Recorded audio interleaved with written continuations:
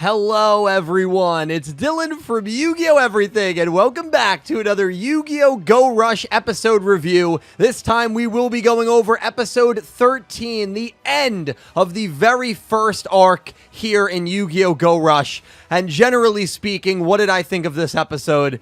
Man, this episode absolutely blew me away. This, to me, is what makes Yu-Gi-Oh! Special. I thought this episode encapsulated everything that I really love watching in a Yu-Gi-Oh! Show and in a Yu-Gi-Oh! Episode. And I think this episode reached a level of intensity and seriousness that not many episodes in a Studio Bridge Yu-Gi-Oh! Anime has reached. And that's not a knock on Studio Bridge or Sevens or what Go Rush has been so far. I just really appreciated that for the finale episode of this arc, we got, from the very get-go, such a serious tone backed by the dialogue, backed by the music, and outside of a little comedic bits here and there was really nothing that cut that tension, which is something that we maybe saw a lot of in Sevens, and we even saw last episode a little bit in Go Rush. I felt like the level of tension and the level of intensity was there throughout this entire episode, and it just had me so invested in the episode. And this duel reminds me a little bit of how I felt with Kaito and Yuma in Yu-Gi-Oh! Zexal, where I felt pretty good about the beginning stages of Zexal, and then when that Kaito duel hit, I was like, all right, I am completely hooked. I am fully on board to see where this show takes me. And I think there's going to be a lot of people after watching this duel and this episode that have that same reaction, where maybe if you were teetering, you're now fully on board. Zuijo is an absolute treat to watch. And even though Yugioh gets the victory, right? Yugioh gets the win. It was the predictable result here at the end of the arc. There's still a lot of questions about the legitimacy of that victory. Mitsuko, the Flatwoods monster, kind of calls it out. Even Yuhi and Yuumu discuss it after the duel ends. It seemed like Zuijo did not actually go for the win, and rather went for prolonging the duel in order to keep Yuhi's consciousness alive, in order to maybe drive Yugioh to save Yuhi, and drive Yugioh to actually fight back against him. And so Zuijo seems to have some crazy ulterior motive here, which is what we figured, as his character is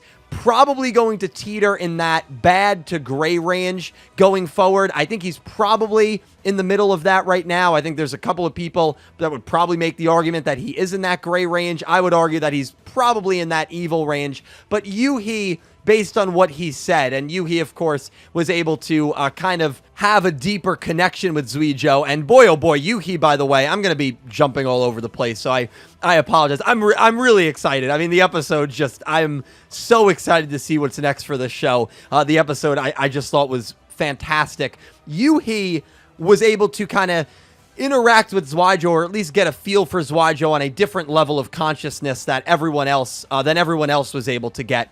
And that's because his consciousness was trapped within Zuijo's ace monster. And Zuijo was able to geniusly use the radio signals of the tower that they were dueling on in order to reach all of these duelists' duel discs. And again, it was basically one big marketing ploy for all of the aliens that are in Matsuba Town. We saw that in episode 12, and we definitely saw that in episode 13. Zuijo really wanted to show off the amount of power that the Earth Damar possesses and what can be done with the Earth Damar. And so even though Zuijo loses, which again, we question the legitimacy of that, he achieves his main goal, which was to show off the power of the Earth Damar. But I'm getting a little off topic to the original point. To get back to that, Yuhi was trapped within Requiem, and Yuhi even says at the end of this episode, you know, I don't really know if Zuijo is that bad of a guy.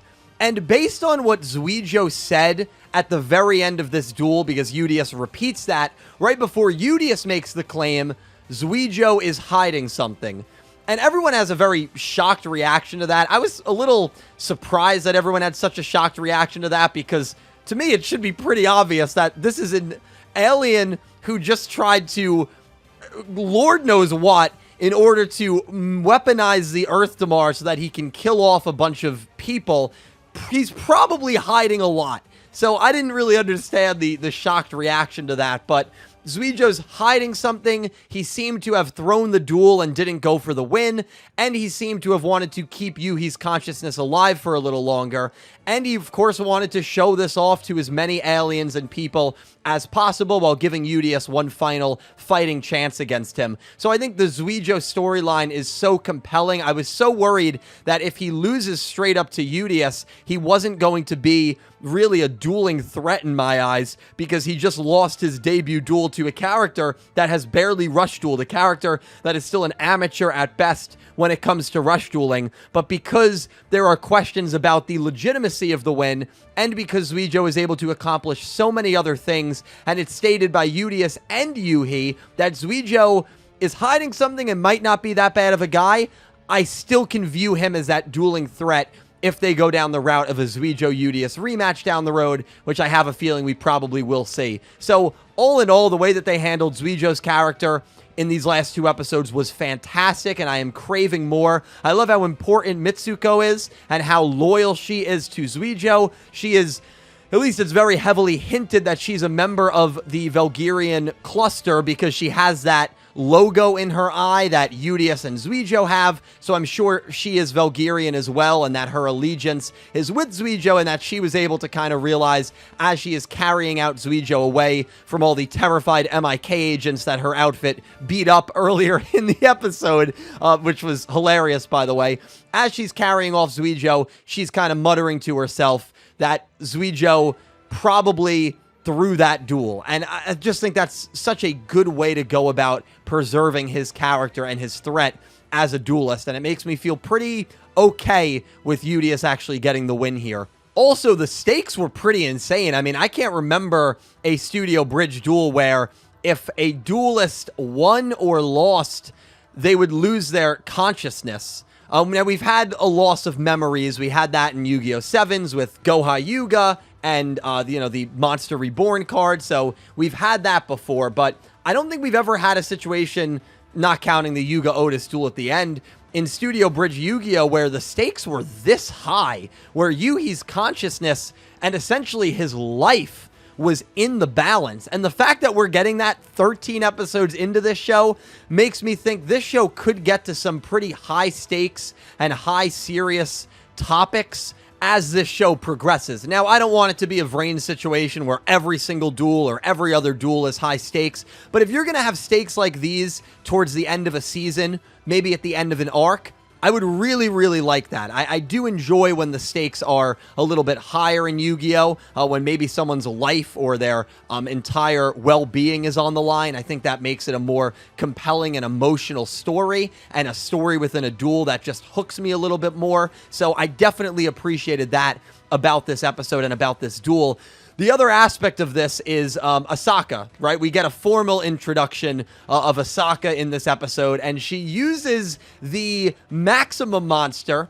It was her only Maximum Monster. She uses a machine that looks identical to that to destroy the tower and go one-on-one with Mitsuko. And I think that was another thing that I loved about this episode. You have the duel, which is classic Yu-Gi-Oh! But you also have Yugioh and Zuijo fighting it out. Zuijo's dragon's sword versus Yugioh's sword.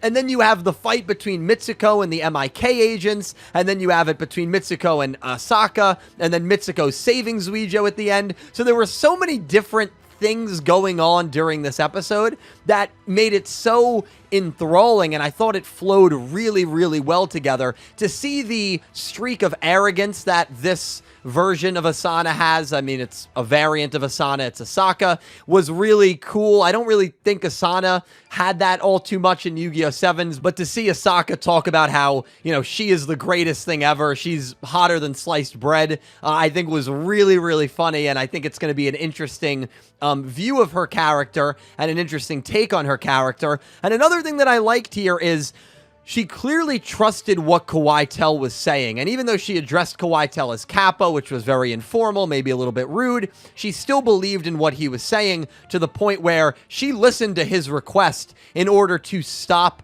the duel, or at least shut down the radio tower that was emitting the waves of frequency, if you will, that we're projecting the Earth to Mars. So I really like that Asaka stepped up to the plate here in a very big way. She didn't interrupt the duel, wasn't a no result.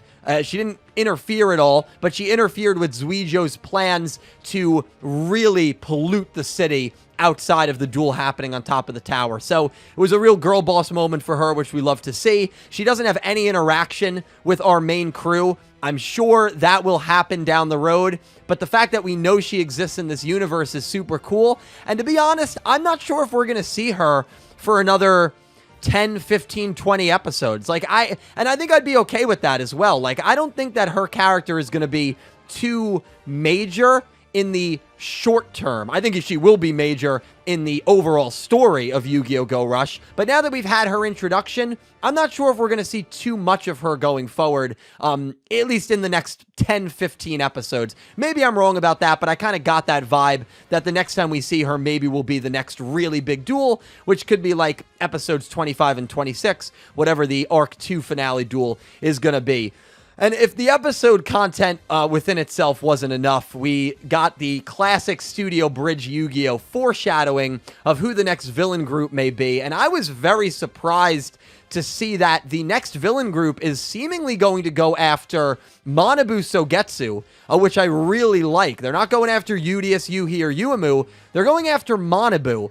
This is probably going to be a Nanahoshi variant, and the reason we know that is the girl that spoke at the end of this episode talking about needing to shut down the MIK operations in Matsuba Town, or at least shut down Manabu from being in the lead there because the stuff has gotten out of control. I'm assuming she's referring to Matsuba Town, and while she says that, we see images of like a back alley town with a bunch of alien silhouettes and an arena that has a purple cloud with lightning over it.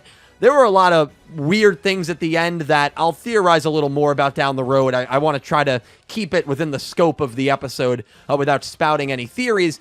But the point I was making is it's the same voice actress that Ronze had in Yu-Gi-Oh! 7s. So is this our Ronze variant? Is this our Nanahoshi variant? It very well could be. Now, what's fascinating is the Nanahoshi clan served the clan of Sogetsu in Yu-Gi-Oh! 7s. Here in Yu-Gi-Oh! Go Rush, it seems like whoever this character is recognizes the last name Sugetsu. She definitely recognizes that name, but then proceeds to say, we have to shut down this operation. And I think we're going to have our Ronze variant introduced very, very soon, potentially in these next few episodes. And she may be the threat of the second arc. We don't often get girl characters that are main threats in Yu-Gi-Oh! I would argue that we've maybe never had one outside of Asana, who wasn't a main antagonist. She wasn't really all that evil. And maybe outside of like Darkseid or Carly or someone like that, a minor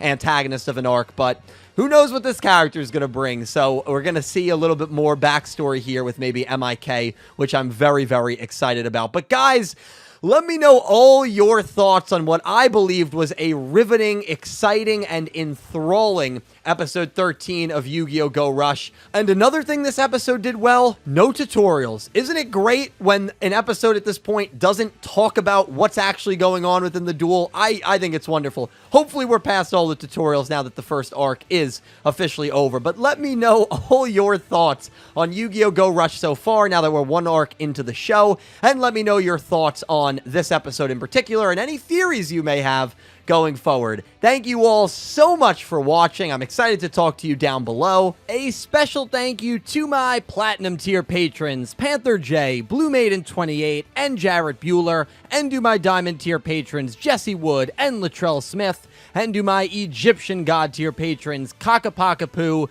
and Syn Cloud. To everyone who supports me on Patreon, and to everyone who is a YouTube channel member, thank you so much. The extra support means the world to me, and it allows me to make videos on a semi-daily basis, and I am forever indebted to you guys. Seriously, thank you so much. And definitely check out my channel membership feature and my Patreon for some extra channel perks. And thank you guys all so much for watching. Please leave your thoughts down below in the comment section. Be sure to check out my channel for some more Yu-Gi-Oh! Anime content, and I hope you have an amazing day. Take care, guys.